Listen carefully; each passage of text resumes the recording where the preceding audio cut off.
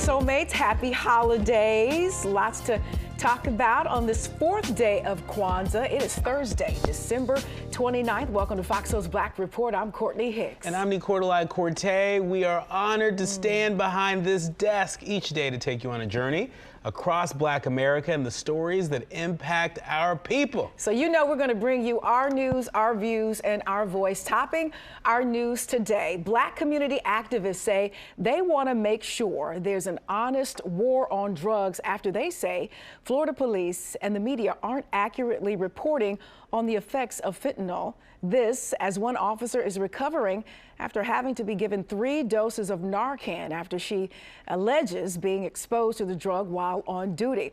Shocking video shows the moment the officer, Courtney Bannock, was given the overdose reversing drug as she lay motionless on the side of the road. Reports say that the officer was exposed to fentanyl and reportedly overdosed during a traffic stop by inhaling it during the short time she was exposed. Folks on Twitter are calling for doctors and experts to explain this incident more, while others question the unlikelihood of this happening. The officer is expected to make a full recovery. Heading over to California, where the Board of Supervisors in Orange County have put forth a resolution declaring racism a public health crisis. Lawmakers in California say this comes after seeing an increased hospitalization of people of color during the pandemic. Orange County is about 70% white and historically Republican. In Orange County, a commission report says hate crime soared 165% from just 5 years ago. Under the vote, Orange County policies will be reviewed to ensure that they are racially equitable. The county joins more than 200 governmental bodies in 37 states that have passed similar declarations, while community leaders say they hope these efforts aren't just symbolic, but also spark action. And the United States Attorney for the Southern District of New York, Damian Williams, he's a brother, has made a career out of going after some of the most fraudulent individuals around. Williams, who was nominated by President Biden back in August of 2021, is the chief law enforcement officer for the district, which oversees Manhattan and the Bronx, in addition to several other counties. Now, he supervises the investigation and prosecution of all federal crimes and the litigation of all civil matters in which the United States has an interest, such as major white-collar cases. You may be familiar with Williams' latest high-profile case involving the flashy bishop, that's Lamar Whitehead, who, if convicted for federal wire fraud and extortion, could find himself behind bars for more than 60 years. Somalia is experiencing its worst drought in nearly 40 years. And now the country is facing another crisis, a looming famine that by next summer could leave more than 8 million people without enough food to eat. Poor rain seasons and failed harvests in Somalia are taking a toll on families across the nation. Millions of people have been driven from their homes by conflict or drought. The United Nations warns that nearly half the country could be in a critical food crisis in the coming months. This all comes as Al-Shabaab has banned international food agencies and international relief agencies from delivering food. This is just terrible to see, Courtney. So many people suffering, so many of our people suffering, and this issue is man-made. You know, this is not simply just a natural disaster, right? But part of it is the human response to it, and the fact that humanitarian aid is being prevented from being able to get into Somalia to provide millions of people with the food that they need is absolutely terrible. And we owe Mother Africa so much. And I like the fact that you say human-made as far as the conflicts are concerned, because sometimes you just can't make good on natural disasters and natural happenings. But I'd love for these other countries to keep the same energy that they had when Ukraine was under attack due to man-made conflicts, and help out these other countries in need. That's what I want to see. Yeah, absolutely. I mean, this is not the first time that we've seen examples of severe drought, which leads to challenges in terms of harvest and all of that. And so the challenging part is getting the humanitarian aid in. That's right. I know that there was just the Africa Leader Summit that took place in Washington, D.C.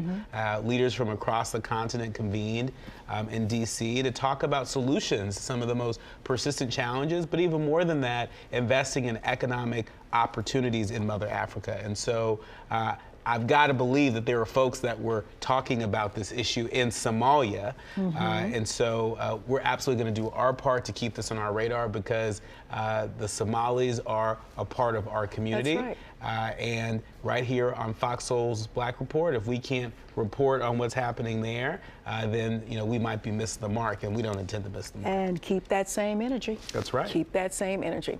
All right, we have a FOXSOUL Black exclusive you won't find anywhere else. That's right. From the Big Apple to the nation's capital, I spoke to White House Press Secretary Karine Jean-Pierre about everything from her start to her hopes for the future. Take a listen.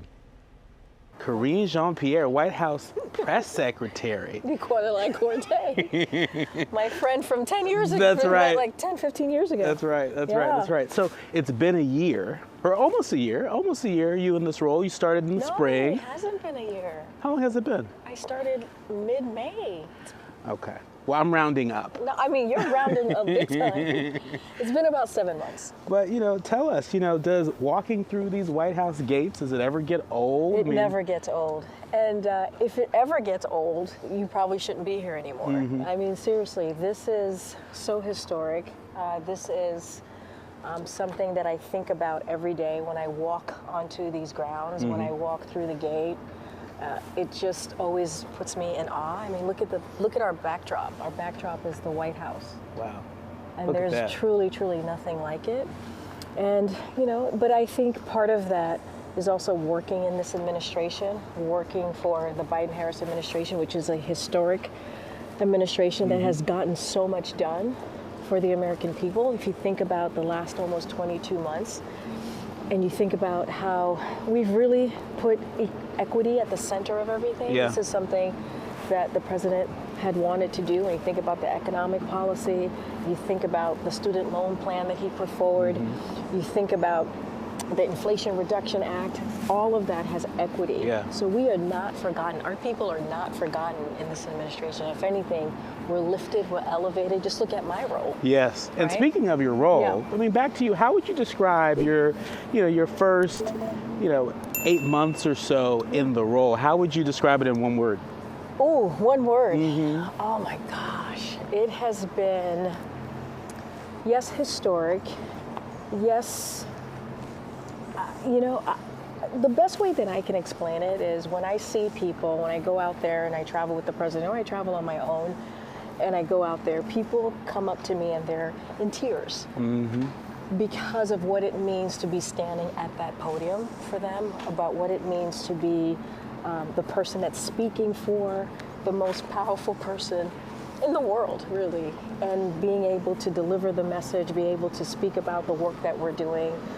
And it still keeps me in awe at times, because I was telling somebody how we live in a bubble. I really do. I think we live in a bubble, and you are so focused on the work, you're so focused on getting the work done, that sometimes you forget how many communities that my world, the world that I'm in, hits. You think about the Black community, the gay community, the immigrant community. Yeah. And it matters. It matters to so many people. And it goes back to representation. Yeah. How much representation matters. And if you look across this administration, you look at agencies, you look at this White House, and you look at who's running these offices, there's so much representation that matters on how we build policy, that matters on how we talk about things, that matters on how we're going to move forward the Biden-Harris administration. And I think that matters. When we say representation matters, you see it right here, and I see it every day. Now, when you first started off, you had a different idea of representation. A lot of people don't know this, but you studied to go. You tried to go to medical school. You were studying to go to medical school. You were studying very hard. I did. That was an inflection point in your life for a lot of different reasons. Yeah. You write about it in your book. Yes, I do. And I talk about it a lot with many young people in particular. Yeah. How do you go? Story. How do you go from being a medical school student or trying to get into medical school to being at the White House podium? How does that even happen? I actually think I have a story that's so important to so many people, that there is no one path to getting to your dream or to getting to a place that fulfills you. There are many paths, and I think my story shows that path. And look, I grew up in a household where my parents believed having a profession like a doctor or a lawyer or engineer will get you to wealth, will get you to a place where you're successful.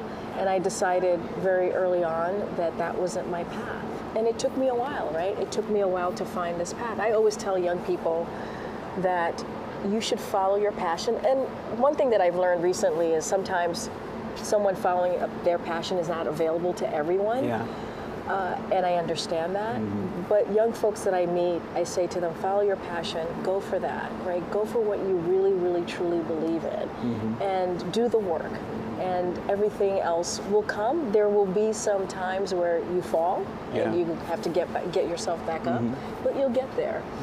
But just talking about the podium at this time and how I got to the podium, I think also you need people who believe in you and support you. And look, I'm at that podium because this president and this first lady thought and believed that I was the one, I was the person that the country needed to see on a daily basis. Amazing. It was great. It was great. It was great. I mean, just so honest, and just so many gems of wisdom she has. She's one of the hardest working people that I know. And she's there for the right reasons. You know, she really feels like she's walking in her purpose in being there. And, you know, it's a testament to, you know, the judgment of the president and first lady to, you know, put her out front to represent them and represent the White House and the government. The executive branch. I heard it. Talk a little bit about this friendship, this 10-year friendship, little day one, little flavor going on here. Yes. I saw pictures that was your mom, I think I recognized. My mom, and, my aunt, and my cousins. I peeped it. Yeah. She's even celebrated Thanksgiving with the family before. I mean, you know, she is, you know, I affectionately refer to her as my sister friend because, you know, we support each other, and it's just a joy to be able to call her a colleague and to be able to engage her in her current role in this way and bring all of our soulmates along. But Karine, you know, we met through mutual friends, you know, over a decade ago, and we became fast friends, and we have so much in common. Obviously, being a part of the LGBTQ community, you know, coming from, you know, immigrant families, being hard workers, and all of our work in politics. So many touch points. Well, seeing as though you're a personal friend, I need you to touch her cell phone, send a message. Here you go. I need that overcoat. I need it in an 8, maybe a 10 if there's no give. And the shoes, the boots, I need a 9.5 wide. Thank you. We'll work on it. You have no choice but to. Karine is listening. You must keep your coworker, this coworker happy, this colleague happy. Absolutely, absolutely. Still ahead, more from our exclusive interview with White House Press Secretary Karine Jean-Pierre. Ooh, that's a sharp coat. Exclusively. It's an exclusive right here on Fox Soul's Black Report. We'll be right back. You think I'm playing? Get that cell phone and text that.